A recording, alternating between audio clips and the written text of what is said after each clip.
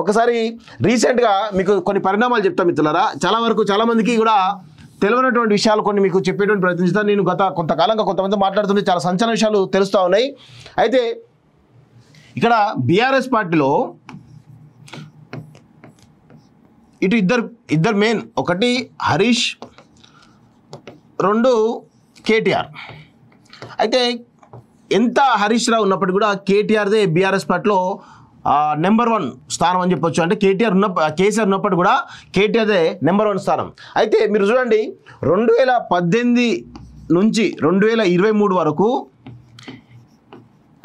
హరీష్ రావు అనే వ్యక్తి ఎక్కడ కూడా యాక్టివ్గా లేడు. అంటే పెద్ద ఎత్తున ఆయన గతంలో ఉన్నంత దూకుడు కావచ్చు, గతంలో ఉన్నంత పేరు కావచ్చు, ఈ 2018 నుంచి 2023 వరకు హరీష్ రావుకు ఎలాంటి ఫ్రీడమ్ కానీ, పార్టీలో ఫ్రీడమ్ కానీ, ప్రభుత్వంలో ఫ్రీడమ్ కానీ పెద్ద ఎత్తున లేదు. కేవలం ఆరోగ్య శాఖకి పరిమితం చేసి ఆయన అక్కడికి వచ్చి, గతంలో ఏముండే భారీ నీటి ఇరిగేషన్ శాఖ మినిస్టర్ ఉంటాయి, దాన్ని తీసేసి అది చాలా కీలకమైనటువంటి శాఖ, దీనిలో తన ఆధిపత్యాన్ని ప్రదర్శించి చాలా పెద్ద ఎత్తున అన్యాయాల అక్రమాలు చేసి అని చెప్పేసి కేసీఆర్ ఏం చేసిండు, ఆయన తీసుకొచ్చేసి హెల్త్ డిపార్ట్మెంట్లో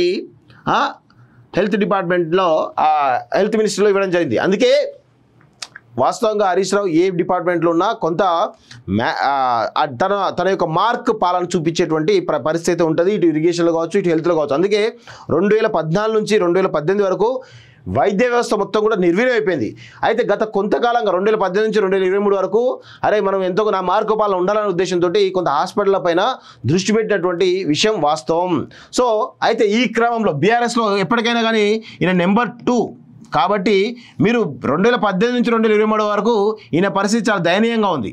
ప్రస్తుతం అధికారం ఉన్నంతసేపు, అధికారంలో ఉన్నప్పుడు కేటీఆర్కే చాలా రకాల పవర్స్ ఉండేవి కాబట్టి తన పవర్ ముందు హరీష్ రావు ఎప్పటికైనా కానీ తక్కువనే ఉంటాడు. కాబట్టి ఆయన చాలా జాగ్రత్తగా, చాలా కామ్గా గత 5 సంవత్సరాలు ఉండడం జరిగింది. ఇప్పుడు చాలా యాక్టివ్గా అవుతున్నాడు చూడండి మీరు.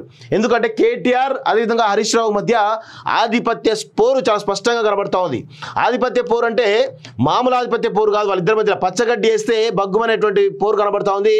మీరు అబ్జర్వ్ చేయండి, హరీష్ రావు ఇటు రుణమాఫీ పైన కావచ్చు, ఇటు ప్రజా సమస్యల విషయంలో కావచ్చు, ఆయన చాలా రకాల ఇష్యూస్ పైన పెద్ద ఎత్తున మాట్లాడుతూ ఇటు కేటీఆర్ను మించి ఆయనే పోరాటం చేస్తూ ఉన్నాడు. సో ప్రజల్లో హరీష్ రావుకు గత కొన్ని నెలలుగా, అంటే దాదాపు ఒక 3-4 నెలలుగా తన గ్రాఫ్ పెరుగుతూ ఉంది. ఎందుకు పెరుగుతూ ఉంది అంటే ఇప్పుడు వీళ్ళంతా కూడా ఈ బీఆర్ఎస్ పార్టీ ఏమన్నది ఇప్పుడు ప్రతిపక్షంలో ఉంది కాబట్టి ప్రతిపక్షంలో కేసీఆర్ కానీ అదేవిధంగా కేటీఆర్ కానీ పెద్ద ఎత్తున పవర్స్ ఉండవు, అంత పెద్ద పవర్స్ ఉండవు. కాబట్టి హరీష్ రావు అనే వ్యక్తి ఈరోజు తన ఆధిపత్యాన్ని ప్రదర్శించి పార్టీలో నేనే బలమైనటువంటి వ్యక్తి, నేనే ఆల్టర్నేటివ్ అనేటువంటి దాంట్లో ఆయన చాలా పెద్ద ఎత్తున ప్రయత్నాలు చేస్తున్నాడు.